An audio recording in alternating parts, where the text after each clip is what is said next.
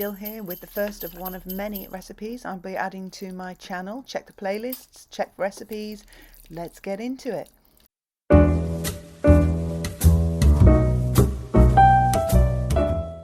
As we're approaching Christmas, my first recipe is homemade mincemeat.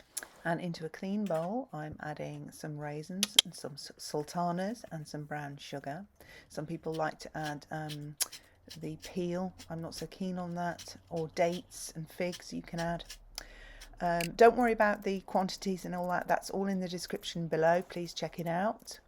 Now I'm adding the zest of 2 oranges, and it should be 2 lemons, but I kind of screwed it up, so I didn't show you that bit. Now I'm adding the juice from the oranges also, to make it nice and juicy, obviously. This is good to make in advance. You need to really make this at least a few weeks in advance. You probably should start making it now if you want a really rich, mature flavour for your mincemeat at Christmas time. This makes 2 large 1 litre jars. Here goes the lemon. You can store it in the fridge for all that time, or in a cool, dry cupboard. You can make a vegetarian version of this. I'm not making a vegan version, sorry. Obviously it is vegetarian.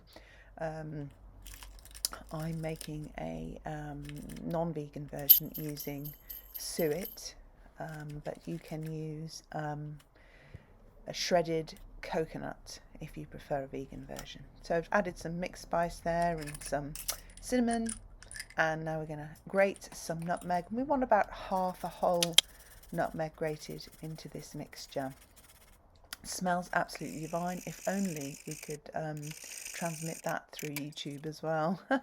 Don't forget to subscribe, click the notification bell and like this video. Now I'm adding the suet, and now to keep it juicy and moist we're going to use 2 cooking apples. These are large cooking apples. If you don't have cooking apples, you can just use dessert apples, but make it about 4, because these are sort of twice the size of an ordinary eating apple. Okay, so we're just going to chop it up and grate that into the mix. Oh, there's Santa. Wow, he's early.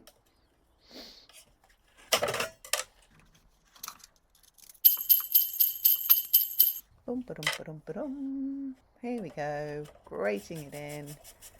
It will go brown, but don't worry, it doesn't matter. It still will taste really, really sweet. And that's the whole point. And it'll all turn brown anyway when you all mix it in together.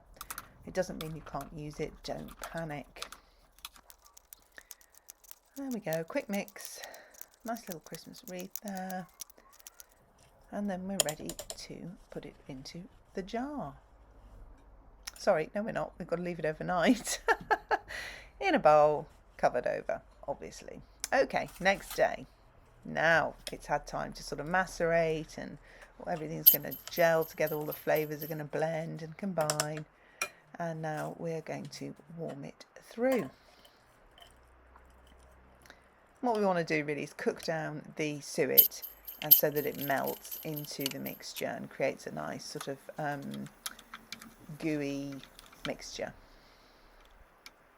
So much better than the stuff you buy in the supermarket. So, you know, it takes about, I think it takes about 10 minutes on a very low heat simmer. You do not want to boil this, because you don't want to spoil all the freshness of the orange and the lemon. Okay, now we're going to add the brandy. I just used a little, I don't drink brandy at home, so I just used a little, you know, takeaway bottle, not takeaway, you know, the little ones you can buy in the supermarket, singles. You could add more. Some people like it very boozy, not a problem. You can add more if you like. These are pretty standard Kilner jars. I bought them in Sainsbury's. They're about 1 litre, or maybe a pint. And this makes enough for 2 of these, which is going to be, depending on how much mincemeat you cook. You know, if you do a lot of mince pies and for functions and things, or farmers markets, then, you know, you may want to double or triple this quantity. Push out the air bubbles, And then I sterilised the jars and the lids. I sterilised the jars in the microwave, and I sterilised the lids in boiling water. And there we are. Put them in the fridge and leave them for at least 2 weeks, preferably more, before you use them. And it's a really good time to do them now. Hope you enjoyed that. See you in the next video. Bye.